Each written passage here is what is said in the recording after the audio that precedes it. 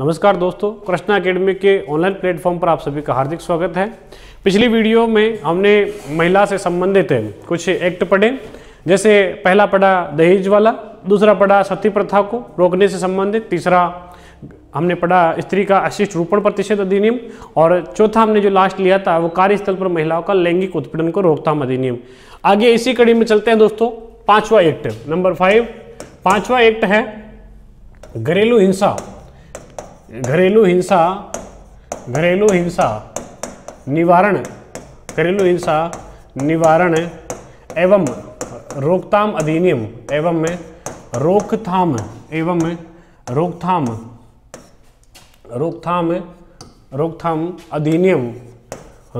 अधिनियम।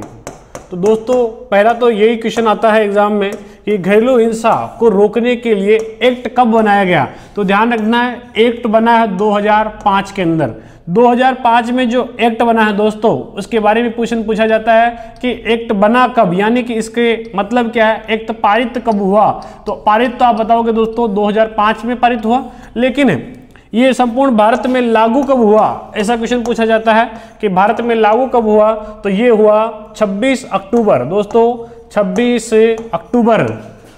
अक्टूबर 2006 को, 26 अक्टूबर 2006 को घरेलू हिंसा निवारण एवं रोकथाम अधिनियम पूरे भारत में लागू हुआ। इस एक्ट में क्या क्या बातें दोस्तों, नाम में दिख रहा है घरेलू हिंसा, क्या है दोस्तों, नाम में ही दिख रहा है घरेलू हिंसा को रोकने के लिए एक एक्ट बनाया राजस्थान सरकार के द्वारा, अब भारत सरकार के द्वारा 26 अक्टूबर 2006 को यह संपूर्ण भारत में लागू हुआ। इस एक्ट में किसके लिए बात की गई है, जैसे एक स्टोरी सुनाना चाहूंगा।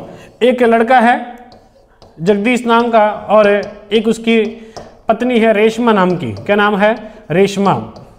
अब क्या होता है कि जगदीश दिन भर काम करता है और शाम के समय होता है, उसी समय रेशमा का उसके पास फोन आता है कि जब जगदीश, और प्यार से ये से वो रेशमा अपने पति जगदीश को जग्गू कहती है। क्या कहती है? जग्गू। तो ये ध्यान रखेंगे, अपने पति को क्या कहती है प्यार से? जग्गू। और ये है जगदीश और ये है रेशमा। रेशमा शाम को पति जब घर लौटने वाला होता है तो मैसेज करती है व्हाट्सएप से कि जग्गू जब घर आओ तो कुछ सामान जो मैं मंगवा रही हूँ वो लेते आना, क्योंकि आज मेरा खाना बनाने का मूड नहीं है, आज मूड नहीं है, तो आप आते समय बाजार से आओ, तो उस समय तो कुछ जो मैं सामान लिख रही हूँ, जैसे चाउमीन है, पास्ता है और एक पनीर डोसा है, तो ये लेते आना, तो शाम को आज मैं खाना नहीं बनाऊंगी और यही खाएंगे। तो जग्गू बेचारा काम से थका हारा जाता है स्टॉल पर और जाकर इसके लिए ये जो भी सामान मंगाती है खाने पीने के वो लेकर आता है, घर पर आता है, थका हुआ आता है और आकर रेशमा को देता है। रेशमा बड़े चाव से खाती है, जग्गू को पूछती भी नहीं है। जग्गू थोड़ा इरिटेट हो जाता है कि यार इतने प्यार से मैं लेकर आया, मेरे लिए कुछ पूछा भी नहीं और मुझे तो जो सुबह की सूखी रोटियां थी वो खिला रही। तो इसके बाद जग्गू सुबह से काम पर गया हुआ था, थका हुआ रहा है, तो जग्गू ने आकर अपनी पत्नी रेशमा को कहा कि रेशमा यार मैं सुबह से बहुत काम कर चुका हूं और मेरे पैर दुख रहे हैं। तो रेशमा को बोला कि मेरे पैर दुख रहे हैं। उस स्थिति में रेशमा को कहा कि मेरे थोड़े पैर दबा दो और थोड़ा सा पैर में सरसों की तेल से मालिश कर दो। तो रेशमा अभी खा पी के निपटी थी, जो सारा सामान लेकर आया जग्गू। तो रेशमा बोली कि यार मैं तो पहले ही आपको मना कर चुकी थी कि मुझे आज कोई काम करने का मूड नहीं है। तो इतने में जगदीश को गुस्सा आ गया और गुस्सा आने के बाद में जग्गू ने एक थप्पड़ मार दी, किसके? रेशमा के। तो अब रेशमा के जब थप्पड़ मारी है तो रेशमा तत्काल उसी समय रोने लगी और रोते रोते किचन में चली गई और वहां जाकर अपनी माँ को फोन करती है। जब माँ को फोन करती है तो माँ से कहती है, इसे समझाती है, जाकर ये माँ को बोलती है कि मैं अब इस आदमी के साथ नहीं रहूंगी और मैं इससे तलाक लेना चाहती हूँ। क्या बोली जाकर रेशमा? कि मैं इससे तलाक लेना चाहती हूँ, मैं परेशान हो चुकी हूँ इस आदमी से, रोज रोज के आके ताने मारता है, मुझे झगड़े करता है मेरे साथ। तो पहली घटना इसके अंदर, इसमें 4 स्थितियां बताई गई है। 4 स्थितियां कौन सी कि घरेलू हिंसा किस किस प्रकार की होती है। यहाँ तो जग्गू ने इसके थप्पड़ ही मारा, अगर जग्गू इसके थप्पड़ नहीं मारकर अगर इसको मानसिक रूप से उल्हाना देता या इसको ताने देता तो ये भी एक घरेलू हिंसा है। तो घरेलू हिंसा के 4 कारण बताए गए हैं, तो ध्यान रखेंगे। घरेलू हिंसा किस किस प्रकार से होती है, तो घरेलू हिंसा के 4 प्रकार बताएंगे दोस्तों। पहला प्रकार है शारीरिक हिंसा। पहली प्रकार दोस्तों कौन सी? शारीरिक हिंसा, यानी शरीर के साथ उससे की गई हिंसा या उसके साथ मारपीट, शारीरिक हिंसा में क्या आता है दोस्तों, मारपीट इसी के अंदर आती है। दूसरा होता है मानसिक हिंसा। मानसिक हिंसा में क्या आता है, उसको उलाहना देना, मानसिक हिंसा। अब शारीरिक हिंसा, जो घरेलू हिंसा है दोस्तों, घरेलू हिंसा में दो फैक्ट वेरी इंपॉर्टेंट है, जैसे उलाहना देना, तो ये इसके अंदर आता है। तीसरा होता है दोस्तों, इसी में प्रकार बताया गया घरेलू हिंसा का, घरेलू हिंसा में बताया गया लैंगिक दुर्व्यवहार, लैंगिक दुर्व्यवहार। तो लैंगिक दुर्व्यवहार से भी घरेलू हिंसा कारित होती है। और चौथा प्रकार बताया गया है वित्तीय संसाधनों से उसे मुक्त करना, या वित्तीय संसाधन से उसे मुक्त करना, वित्तीय संसाधनों से उसे वंचित करना जिसकी वह हकदार है। वित्तीय संसाधन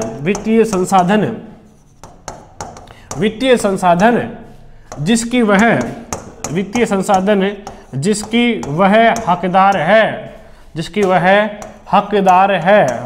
हकदार है, उससे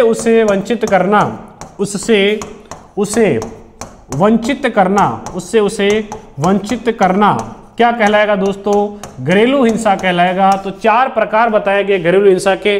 पहला बता दो कि दोस्तों शारीरिक हिंसा या उसके साथ मारपीट। दूसरी होती है मानसिक हिंसा। मानसिक हिंसा का यानी उसके साथ मारपीट तो नहीं कर रहा है लेकिन उलाहना दे रहा है, उसे ताने दे रहा है, तो उस स्थिति में मानसिक हिंसा। तीसरा उसके साथ लैंगिक दुर्व्यवहार किया जा रहा है, तो उस स्थिति में लैंगिक दुर्व्यवहार भी एक प्रकार की घरेलू हिंसा के अंदर आता है। और चौथा वित्तीय संसाधन जिसकी वह हकदार है, तो उससे उसे वंचित करना। अब क्या घरेलू हिंसा सिर्फ ससुराल में कारित होती है, तो नहीं। तो दोस्तों ध्यान रखेंगे, घरेलू हिंसा उस महिला के साथ उसके जहां पर वो पैतृक संपत्ति है या उसके जो मायका उसमें भी कारित हो सकती है, उसके ससुराल में भी कारित हो सकती है। तो घरेलू हिंसा के दो स्थान बताए गए हैं। तो एक उसका ससुराल बताया गया महिला का, एक ससुराल और एक उसका मायका, दोनों जगह पर घरेलू हिंसा हो सकती है। ऐसा नहीं है कि उसके साथ सिर्फ ससुराल में ही घरेलू हिंसा होगी, तो ससुराल के साथ साथ उसके मायके में भी उसके साथ घरेलू हिंसा की घटना हो सकती है। अब जब मैंने कहा कि रेशमा को थप्पड़ मार दिया, तो रेशमा को थप्पड़ मारने के बाद उसकी मम्मी उसे समझाती है कि देख रेशमा, बात ऐसी है कि इतने से थप्पड़ मारने में तो उसको घर छोड़ के आएगी, तलाक देगी, तो ये बात ठीक नहीं है, क्योंकि जग्गू तुझे इतना प्रेम करता है और तू जग्गू को एक थप्पड़ मारने के कारण अगर तू तलाक देना चाहती है तो ठीक नहीं है।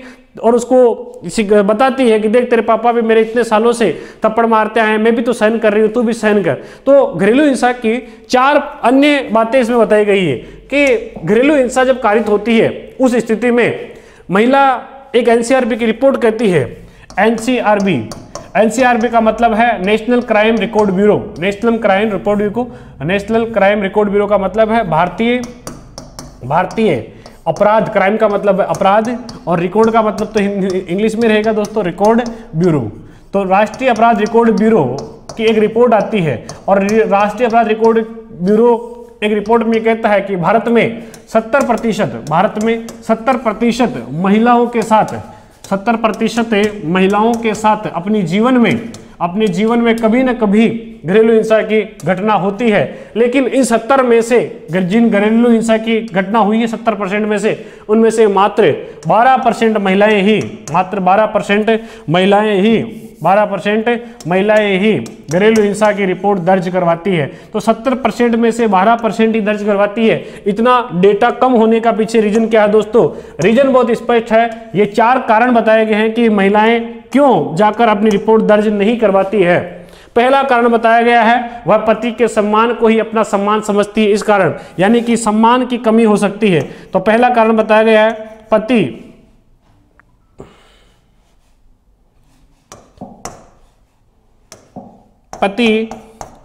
के सम्मान को अपना सम्मान समझती है। वह पति के सम्मान को ही अपना सम्मान समझती है।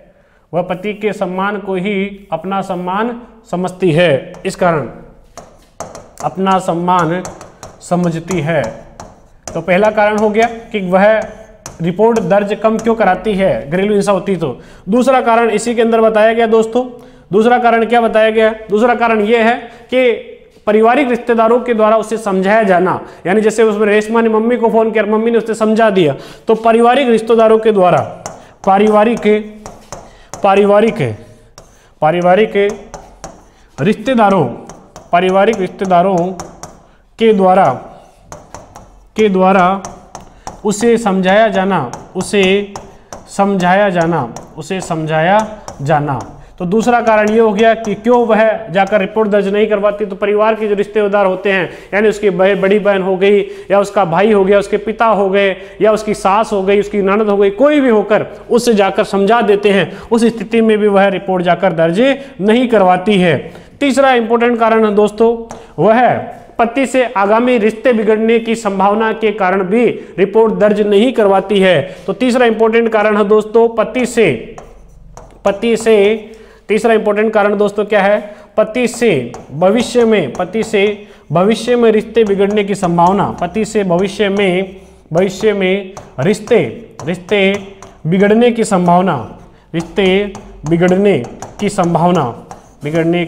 संभावना उसे रहती है कि आगे भविष्य में मेरे रिश्ते हैं वो हो सकता है और बिगड़ जाए। तो इस कारण से भी वह नई रिपोर्ट दर्ज कराती। और चौथा जो इंपॉर्टेंट कारण है दोस्तों, वो है चौथा इंपॉर्टेंट कारण कि जग्गू का एक बेटा भी है मुन्नू। तो मुन्नू का ख्याल कौन रखेगा? मुन्नू का भविष्य अंधकार में चला जाएगा, उस स्थिति को भी वह अपने माइंड में सोचती है, यानी कि बच्चे के भविष्य को लेकर भी वह चिंतित रहती है। तो वो है, तो अंतिम कारण ध्यान रखेंगे, बच्चों के भविष्य को लेकर चिंतित, बच्चों के भविष्य को लेकर चिंतित वह चिंतित रहती है। इसी कारण वह रिपोर्ट दर्ज नहीं कराती। तो ये 4 मेजर कारण बताए गए कि घरेलू हिंसा की जो रिपोर्ट है उसमें 70% महिलाओं के साथ तो घरेलू अपराध होता है, लेकिन 12% महिलाओं के साथ रिपोर्ट जब दर्ज करवाने वाली महिला है वो 12% ही है। ये डाटा इतना कम है, इसके पीछे कारण बताए गए कि क्या कारण है कि वो महिलाएं रिपोर्ट दर्ज नहीं कराती है। तो जैसे मैंने बताया कि भगवान शिव जब अपने ससुराल जाते हैं तो वहां मां सती अपने पति का अनादर होते हुए नहीं देख पाती है और स्वयं उसे यज्ञ में आहुति दे देती है। तो इसी प्रकार भारत में युगों से ये प्रथा रही है कि जो महिला होती है वह पति के सम्मान को ही अपना सम्मान समझती है, पति के जो ससुराल वाले, खुद के ससुराल वाले उनका सम्मान और खुद का सम्मान भी खुद को ही समझती है। तो इस कारण पति के सम्मान को अपना सम्मान समझती है, पारिवारिक रिश्तेदारों के द्वारा उसे समझाया जाता है, पति से भविष्य में रिश्ते बिगड़ने की संभावना रहती है और बच्चों के भविष्य को लेकर वह चिंतित रहती है। तो ये सब कारण उसके अंदर बताए गए हैं। अब मान लो किसी महिला के साथ घरेलू हिंसा की रिपोर्ट हुई है, जैसे मैंने कहा रेशमा के साथ घरेलू हिंसा की रिपोर्ट घटित हुई है। अब रेशमा के पास क्या क्या अधिकार है, वो कहां जा सकती है, रेशमा के पास क्या अधिकार है, तो रेशमा कहां जाएगी? तो रेशमा के लिए कुछ अधिकार दिए गए हैं, वह संरक्षण अधिकारी या सेवा प्रदाता के पास जाएगी। तो घरेलू हिंसा से पीड़ित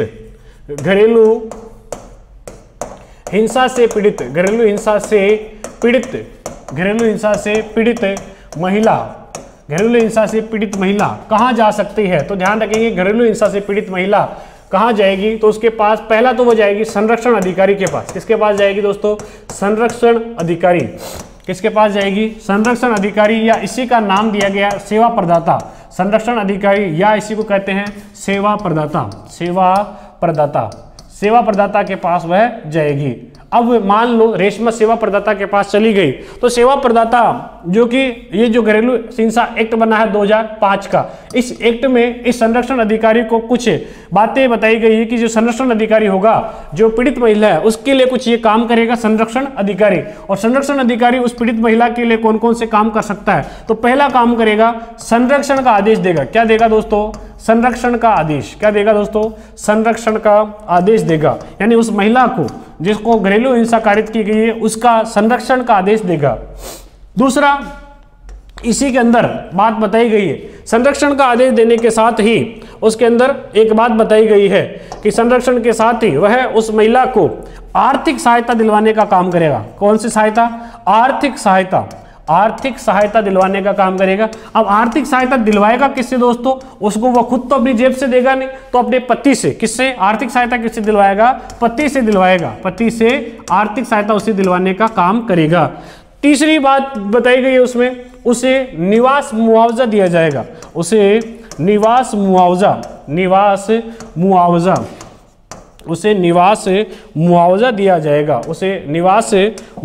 दिया जाएगा। और निवास मुआवजा भी कौन देगा उसको? उसका पति। और निवास मुआवजा दिया जाएगा। चौथा, उसी के अंदर बात की गई है, उसे गुजारा भत्ता दिया जाएगा। उसे गुजारा भत्ता और इसी के अंदर कहा गया गुजारा भत्ता के साथ में ही बच्चों का जब उसके बच्चे हैं जो कि उसी रेशमा के पास रह रहे हैं, तो बच्चों का भी भरण पोषण पति करेगा। बच्चों का भी भरण पोषण कौन करेगा? पति करेगा। जब बच्चे रेशमा के पास हो तो वो गुजारा भत्ता देगा। और इनके अलावा, इन सभी बातों के अलावा एक इंपॉर्टेंट बात इस एक्ट में कही गई, 5वीं, कि मान लो रेशमा को जो थप्पड़ मारा वो इतना जोरदार था कि रेशमा, दोस्तों चौथा पॉइंट इसी का है कि वह गुजारा भत्ता मांग सकती है। बच्चों का भी, अगर यदि बच्चों का भी भरण पोषण, अगर वह रेशमा के पास बच्चे रह रहे हैं तो उस स्थिति में वह अपने पति से गुजारा भत्ता मांग सकती है और गुजारा भत्ता के साथ अपने बच्चों के पोषण के लिए, और जो संरक्षण अधिकारी होगा वह उसे मुआवजा दिलवाएगा, पोषण भत्ता दिलवाएगा। तो ये ध्यान रखेंगे दोस्तों, पोषण भत्ता उसे दिलवाएगा। और 5वां सबसे इंपॉर्टेंट काम है दोस्तों, अगर वह इन सबसे संतुष्ट नहीं होती, संरक्षण अधिकारी से भी संतुष्ट नहीं होती है, तो वह क्रिमिनल याचिका दायर कर सकती है। कौन सी याचिका दोस्तों? क्रिमिनल याचिका वह दायर कर सकती है। तो ये सारी बातें इसमें कही गई है कि घरेलू हिंसा से पीड़ित यदि कोई महिला है तो वह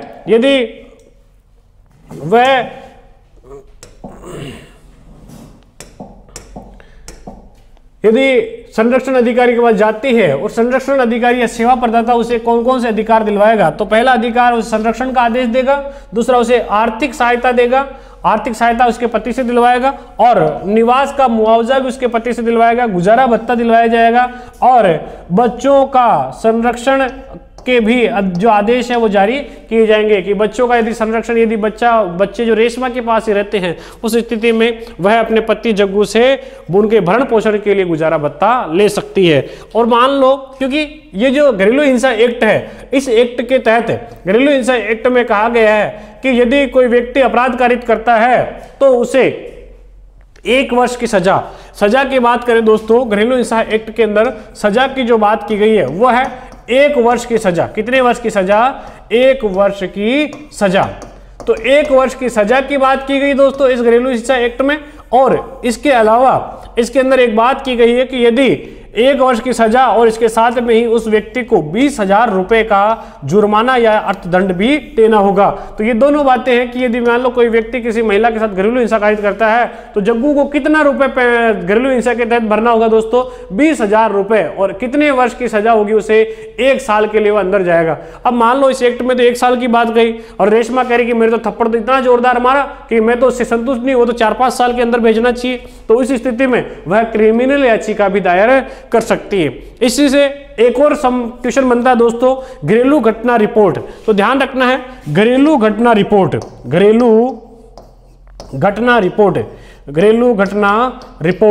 घरेलू घटना रिपोर्ट के अंदर इसका प्रारूप दिया गया है घरेलू हिंसा से संबंधित। तो घरेलू हिंसा से संबंधित दोस्तों ये सभी बातें हमने पढ़ी। एक बार आप सब इसका स्क्रीनशॉट लेंगे क्विक से, फिर वापस में इसका एक बार रिवीजन कराऊंगा आपको। तो एक बार स्क्रीनशॉट लेंगे दोस्तों, घरेलू हिंसा निवारक रोकथाम अधिनियम 2005।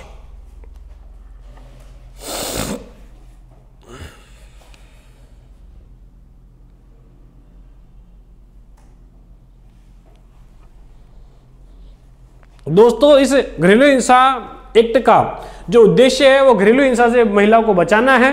कि जो घरेलू हिंसा से पीड़ित महिला है उनका संरक्षण का ये एक्ट प्रावधान करता है।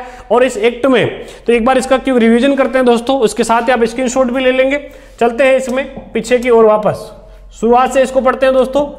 घरेलू हिंसा, तो किसी महिला के साथ जबरदस्ती घरेलू हिंसा कारित कोई व्यक्ति करता है तो उसी स्थिति में ये एक्ट बनाया गया 2005 में और इसे लागू किया गया दोस्तों 26 अक्टूबर 2006 को। तो 2006 में जब ये एक्ट लागू हुआ तो उसमें संबंधित कुछ प्रावधान इस एक्ट में महिलाओं को घरेलू हिंसा से रोकने के लिए किए गए थे। एक बार आप इसका स्क्रीनशॉट लेंगे। चलते हैं फिर आगे, चलते हैं दोस्तों इसी कड़ी में आगे। इस एक्ट में घरेलू हिंसा के 4 प्रकार बताए गए दोस्तों। पहला प्रकार बताया गया शारीरिक हिंसा, मारपीट द्वारा, दूसरा मानसिक हिंसा, तीसरा लैंगिक दुर्व्यवहार होता है, और चौथा वित्तीय संसाधन जिसकी वह महिला हकदार है उससे वंचित करना, और अब इसमें ये एक अलग बात बताई गई है कि जो घरेलू हिंसा है वो घरेलू हिंसा दोस्तों उसके ससुराल में भी कारित हो सकती है और उसके मायके यानी उसके पीहर पक्ष में भी कारित हो सकती है। तो ये भी बात इसके अंदर की गई है। चलते हैं दोस्तों इसी के आगे। एनसीआरबी की रिपोर्ट कहती है कि भारत के अंदर 70% महिलाओं के साथ उनके जीवन में कभी न कभी घरेलू हिंसा की घटना होती है और उनमें से मात्र 12% महिलाएं ही घरेलू हिंसा से संबंधित जो रिपोर्ट है वो दर्ज करवाती है। ये जो रिपोर्ट दर्ज कम करवाने के पीछे कारण क्या है दोस्तों? पहला, वो पति के सम्मान को ही अपना सम्मान समझती है। दूसरा, पारिवारिक रिश्तेदारों के द्वारा उससे समझाया जाता है, इस कारण भी वह रिपोर्ट दर्ज नहीं करवाती है। पति से आगामी जो उसके भविष्य में जो रिश्ते हैं वो बिगड़ने की संभावना रहती है। और चौथा, वह अपने बच्चे की जो भविष्य है उसको लेकर भी वह चिंतित रहती है। तो ये सभी मेजर कारण है दोस्तों। एनसीआरबी ये कहती है कि इसी कारण से महिलाएं घरेलू घटना की जो रिपोर्ट है वो नहीं करवाती है। अब घरेलू हिंसा से पीड़ित मान लो कोई महिला है तो उसको संरक्षण के क्या क्या आदेश दिए गए, तो संरक्षण के लिए वह किसके पास जाएगी? तो वह संरक्षण अधिकारी के पास जाएगी या उसे सेवा प्रदाता के पास भेजा जाएगा। तो सेवा प्रदाता के पास वह जब जाएगी तो संरक्षण अधिकारी के द्वारा उसके लिए कुछ आदेश दिए जाएंगे। पहला आदेश दिया जाएगा संरक्षण का आदेश। दूसरा, उसे आर्थिक सहायता के लिए बात की गई है कि वह उसे पति से आर्थिक सहायता पाने की हकदार है। तीसरा, उसे निवास मुआवजा दिया जाएगा, यानी वह निवास की मुआवजे की हकदार है। जहां मान लो अगर पीहर में रहती है तो उसे निवास मुआवजा भी दिया जाएगा, उसे गुजारा भत्ता दिया जाएगा। और इसके अलावा उसके बच्चे अगर यदि उसके पास रहते हैं तो उनका भरण पोषण के लिए वो पति से गुजारा भत्ता लेने की हकदार होगी। और पांचवा, वह इंपॉर्टेंट है कि वह क्रिमिनल याचिका दायर कर सकती है। किस प्रकार की याचिका दायर कर सकती है दोस्तों? क्रिमिनल याचिका वह दायर कर सकती है। और इसी एक्ट में प्रावधान किया गया है कि यदि कोई घरेलू हिंसा कारित करता है तो उसके लिए 1 वर्ष की सजा और 20,000 रुपए का जुर्माना। ध्यान रखेंगे कितने हजार रुपए का जुर्माना दोस्तों? 20,000 रुपए का जुर्माने की इसके अंदर बात की गई है। और एक रिपोर्ट का प्रारूप है घरेलू घटना रिपोर्ट। तो घरेलू घटना रिपोर्ट का प्रारूप उस व्यक्ति को भरना होता है। एक क्वेश्चन पूछा गया कि घरेलू हिंसा क्या है? तो दोस्तों घरेलू हिंसा क्या है? घरेलू हिंसा अपराध है। क्या है दोस्तों? घरेलू हिंसा अपराध है। ये भी बात आपको ध्यान रखनी है। घरेलू हिंसा क्या है? घरेलू हिंसा अपराध है। ऐसा क्वेश्चन आता है कि घरेलू हिंसा क्या है? घरेलू हिंसा प्रताड़ना है, एक हिंसा है। हिंसा नहीं है दोस्तों, वो अपराध है। क्या है दोस्तों? घरेलू हिंसा एक अपराध है। तो इस प्रकार दोस्तों इस वीडियो में हमने घरेलू हिंसा से संबंधित बहुत सारी जानकारी इकट्ठी की है दोस्तों। और इस वीडियो में अब एक बार आप इसका स्क्रीनशॉट ले लेंगे। तो ये पहला स्क्रीनशॉट आपने ले ही लिया था, दूसरा स्क्रीनशॉट ले लें एक बार।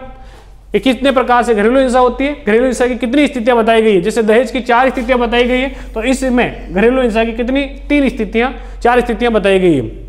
दहेज की 3 स्थितियां, विवाह से पहले, विवाह के बाद और विवाह के समय। और यहां पर कहा गया है कि घरेलू हिंसा 2 जगह कारित हो सकती है, उसके ससुराल में भी हो सकती है, उसके मायके में भी हो सकती है। चलते हैं इसी कड़ी में दोस्तों आगे। एनसीआरबी की रिपोर्ट में की जो बात है उसका भी स्क्रीनशॉट ले ले दोस्तों।